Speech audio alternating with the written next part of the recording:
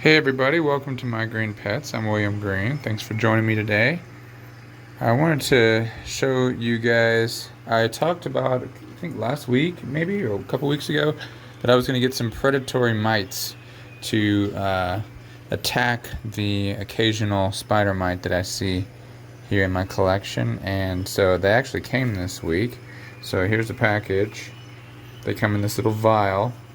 And the vial, when you get it, is full of vermiculite, and then there's little mites crawling all around through the vermiculite. So what you do is you pop the top, and then you just kind of sprinkle the vermiculite all over your plants, and hopefully there's mites on the vermiculite pieces, and they're going to fall off onto your plants and go to work eating spider mites. So this was the species of predatory mite that I got. And I read about this predatory mite, so it's funny, you might think, oh my gosh, you're releasing more mites into your collection, but actually it is a challenge to keep them alive. These guys they need really specific conditions to stay alive. For example, they need 70% or better humidity, otherwise they dry out or they can't reproduce or they can't molt. They also need a lot of spider mites to eat. It says that they can eat from 5 to 20 spider mites a day. So if you don't have a lot of spider mites, if you just have a few, which is my case, they will just starve.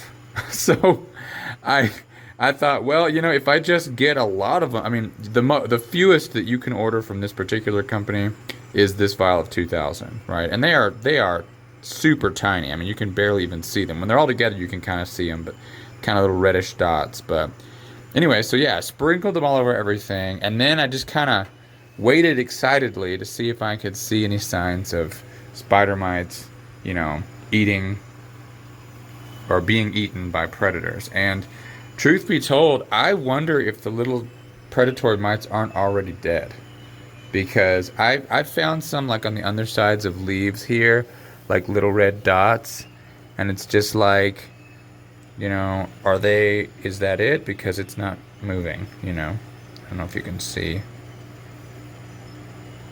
a little dot, but so anyway, I don't know, I kind of was, I guess my first reaction was I was a little disappointed, but at the same time, I've never done this before, I'm not sure what it, I don't know, but one thing that really got on my nerves. So I released him into the tent. It was Wednesday or Thursday, I think it was. And I looked at my little dendrobium. This plant is the reason that I got the predatory mites, because occasionally it has little mites on it. And the other day I looked, and it looked like it had some spider mites on it. Not yesterday, but the day before. I was like, I took a picture and put it on Instagram. I was like, what? I found mites on this thing. But now I'm looking. I don't know. So I think I reacted a little too quickly, because I did start expecting results like instantly. So we'll see. But I did see some little things crawling around, but maybe they're good mites. I don't even know. Maybe they already had eggs that hatched. I don't know. But I like the idea of having little soldiers patrolling my plants and eating anything. Well, that's the thing. This particular species that I bought only eats spider mites. It cannot eat anything else. So if you're thinking, well, it can survive it, no, they have to have spider mites or they're going to die. So we'll see. So here's the thing. I got so kind of impatient and upset that I thought I saw a couple spider mites the other day that I actually ordered a new batch, but of a different species. So this other species that I bought can tolerate lower humidity, and it will eat a variety of different types of mites. It will even eat tiny insects if they're small enough. So hopefully, between what I just released last week and what I'm going to release when they show up next week or in the next couple weeks, we'll have an active predatory mite system going on in here, taking care of little tiny no-see-ums. Did want to take a look at the divisions. So this is Jessie Lee. Beautiful orange flowers, blooms for me in the fall. And you can see the roots are really starting to get established there. The green part is kind of buried because it's worked its way down into the medium, and you can just see that white vellum in there. The Vanda falcatus as well, continuing to root. See the roots popping out there. And this is the Jessie Lee division that I plan on keeping. It's kind of the back bulbs. And it's not doing much, but hopefully it'll kick itself into gear and do something. But I wanted to look at the Cattleya rexes today. So I've been invited to participate in Ninja Orchid's brainchild, the CareCollab videos. So she and Tokyo World and I are, as far as I know, maybe more. Oh no, I think I can't remember. German guy who got Cattleya Rex. I can't remember your username right now, but Mateus is your name, I think. And so we're gonna do like a CareCollab on Cattleya Rex, and that's gonna come out Wednesday the 10th. And I'm a little nervous. I emailed them. I was like, I appreciate the invitation. Thank you guys. I haven't done like an actual care video, like specifically, this is how you grow this, or this is how I grow this, you know? And the reason I haven't done it, I would like to, and I'm going to have to now because I've committed to it, but I could sit here and talk to you about Cattleya Rex for 3 hours, easily.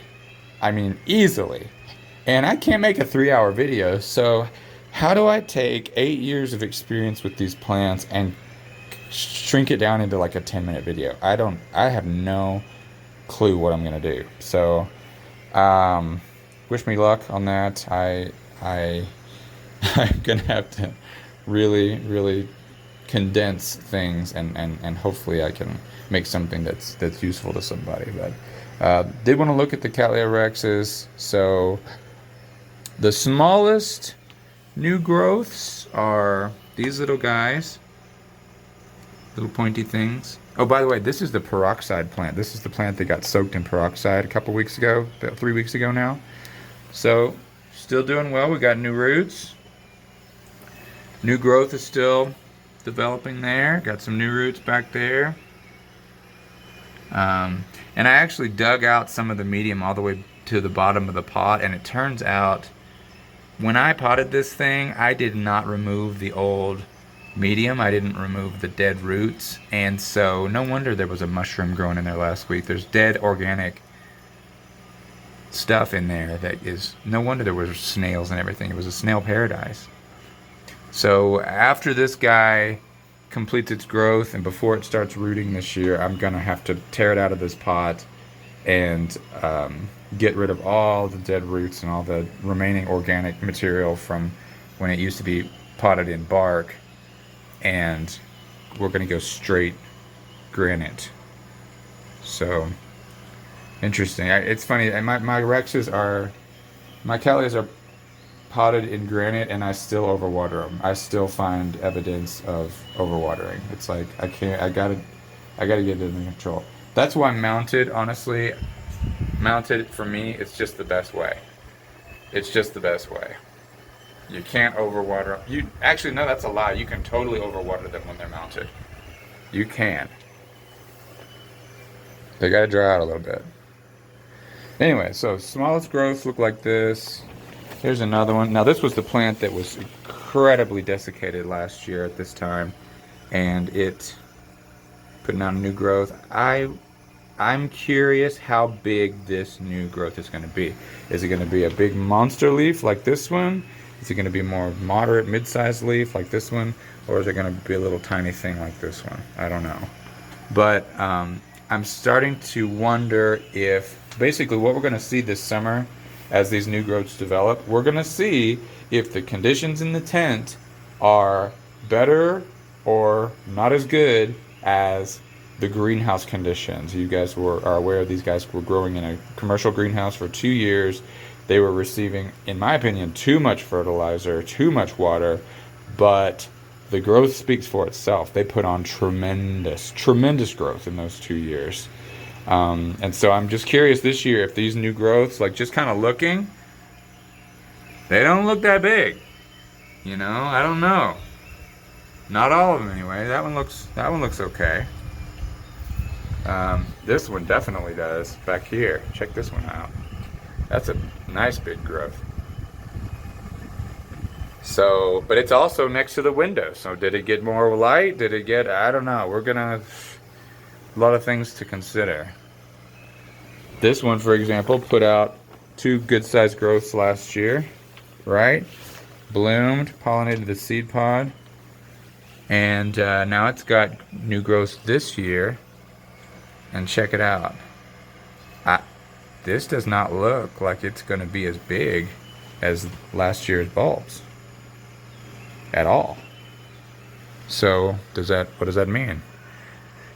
Didn't get enough light in the winter. Otherwise, didn't get enough fertilizer. Didn't get enough. I don't know. Don't know. I'm starting to worry that the conditions are so different that the plants that bloomed last year won't even bloom this year because of a lack of something, light or fertilizer. I don't know.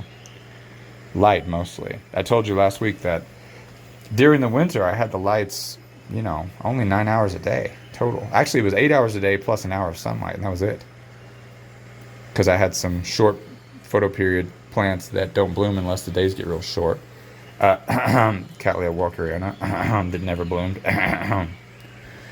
So if the Rexes end up not growing that well or blooming because their rest period they didn't get a lot of light, because it is very important, all the literature says that light during Cattleya rest period is a major factor. They need lots of light, and the more light they get during the rest period, the more blooms they're going to produce when they're growing. So I hate to learn that lesson because it's a year in the making, but if we learn it, we learn it. The seedlings are doing okay. So these seedlings are just glued to a set of deer antlers, and this one really is doing well. It's got root that came down, it branched. Oh my gosh, camera skills, sorry. And then it came down here, and now it's growing down. It's going to keep growing, looks like that. This little guy here has got... The reason my camera work is so shoddy right now is because I have to wear sunglasses. It's literally so bright in here it hurts my eyes. But they're polarized, so I can't see my phone screen half the time. I have to turn my head so that the polarized glasses allow me to see the phone screen. Anyway, so this one's putting out nice roots there. And then if I turn it around, there's a little tiny one here. And he's putting out, you can see some tiny little roots right down there. And look how purple they are. Look how purple the color is of these. I don't remember my other Rexes having such purple leaves as seedlings. So that's good. The Ayacucho variety of Cattleya Rex has purple undersides of its leaves. So they could be Ayacuchos, I don't know. Phalaenopsis schilleriana. Looks like it put a little growth spread out last week after I repotted it. See, I put it in bark, which just lets it dry out a little bit. And it looks like it, see how it's kind of lighter color here versus here? It's like this grew out just in the past week. Same on this guy. So I don't know. There's definitely some really bad pitting on there. And that pitting also appears on the main, stem of the plant, if that makes any sense. So, I don't know.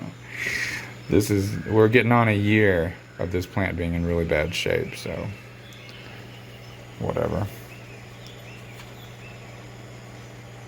The seed pods, so there were 2 on this plant, and then there was 1 over here on this plant. I collected the dry seed from them. They started to split. I collected the dry seed. I sent them into a lab. The lab contacted me yesterday. The seed was totally bunk. No embryos, embryoless seed. Interesting. I mean, it still looked like the seed looked last summer when I collected it from a different pod, but there were no embryos, totally not viable, so nothing. So I'm not sure why they decided to drop their seed pods, but they did. Again, it could have to do with, it could be related to the same reason why the growths this year don't look like they're going to be as big as last year's growths. Maybe they didn't get enough sun, maybe they didn't have enough energy to keep those pods going. It is strange because this plant was in terrible shape and still was able to produce a pod with really, quite a bit of viable seed. So again, questions, lots of questions, don't know. All right, that is it for today. Thank you guys for dropping by. Oh wait, let me show you one more thing. Check it out. Check it out. So you notice Wine Delight? Roots are well into the medium. Medium is still very completely dry, of course. But we're really down and deep in there. The plant's not wobbling anymore. It's really got a hold. I would say that the roots are probably this far into the medium at this point. But that's exciting. I really hope that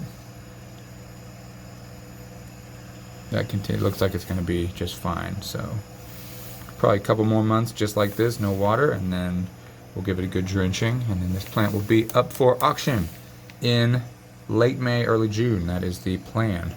I'm going to get a little auction set up, auction site on my website set up, and then hopefully make some of these plants available for you guys. Alright, that is it. Thank you guys so much for tuning in. I will see you next time on My Green Pets. See ya.